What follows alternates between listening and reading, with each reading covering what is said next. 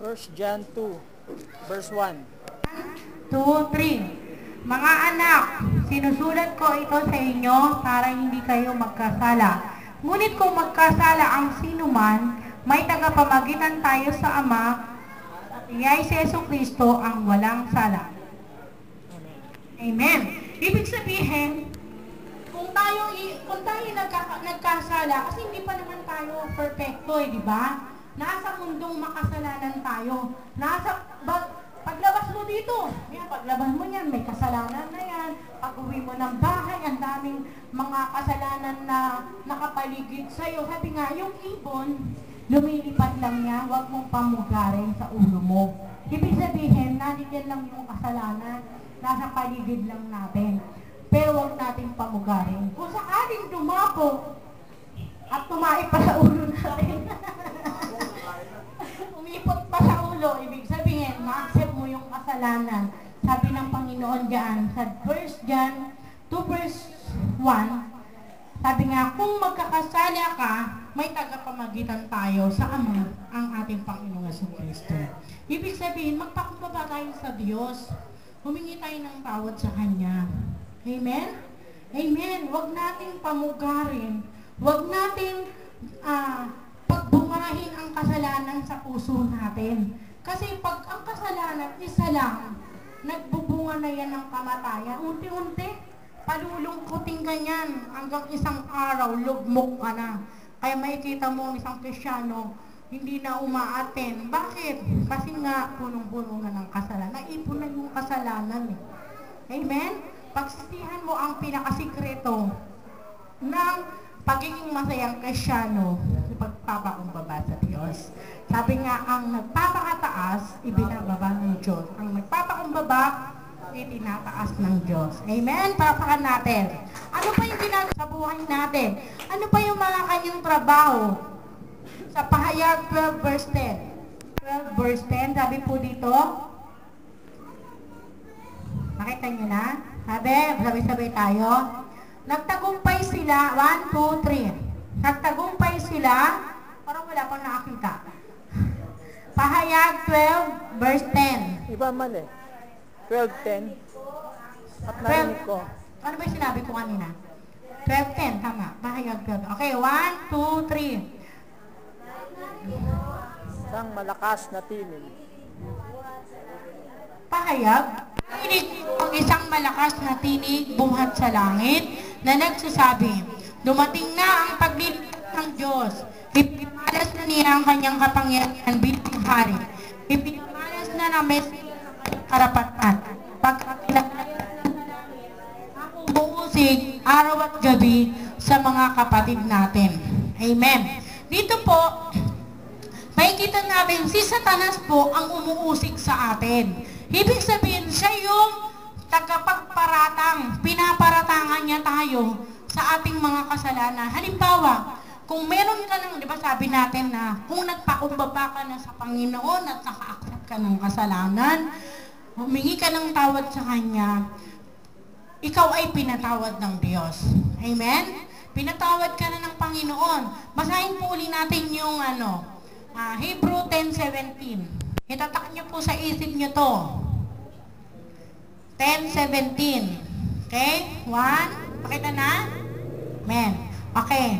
Sabay-sabay po tayo. 1, 2, 3. At kanya rin sinabi, pagkatapos, hindi ko na aalalahanin pa ang kanilang mga kasalanan at mga kasamaan. 18. Sapagkat ipinatawad na ang mga kasalanan, hindi na kailangan pang magandong dahil sa kasalanan. Ang ginagawa po kasi ni Satanas sa atin, kung tayo'y humingi na ng tawad, inuusig niya tayo. Kapag humingi tayo ng tawad, pinatawad na tayo ng Diyos. Pero ang ginagawa ni Satanas, isinisiksik niya sa isip mo, inuusig ka pa, hindi ka pa pinatawad, makasalanan ka pa. Diba? Kaya ngayon, ikaw ngayon, na humingi na ng tawad sa Panginoon, malungkot pa rin.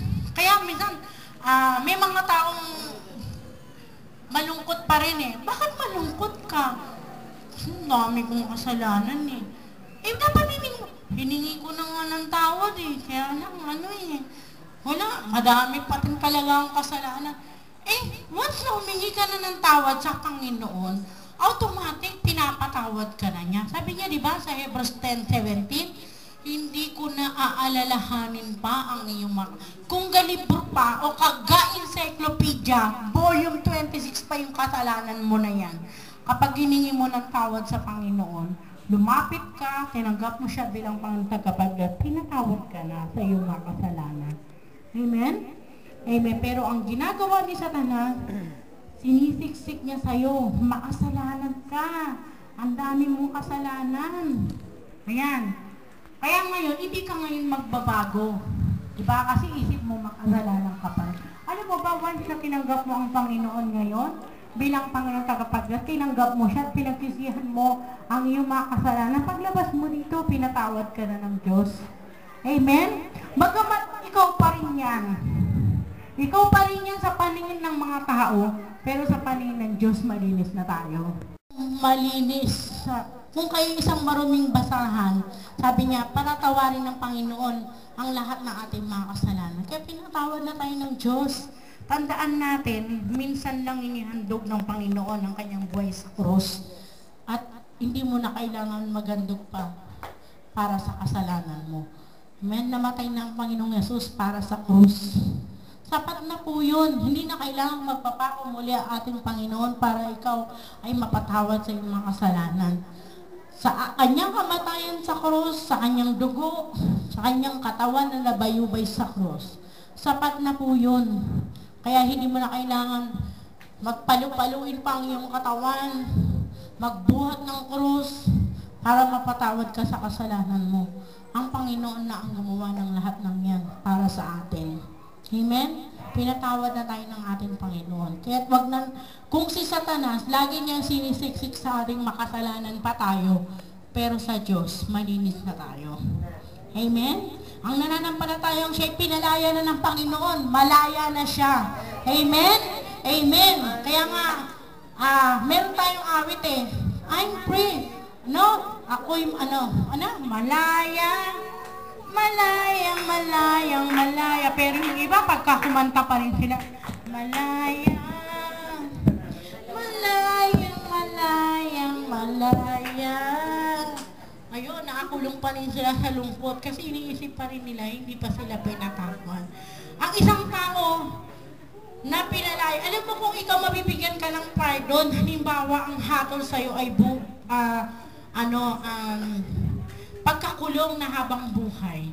Kung bibigyan ka ng pardon, release paper para sa iyong kasalanan, bibigyan ka ng pardon, hindi ka ba magiging masaya? Di ba magiging masaya ka, di ba?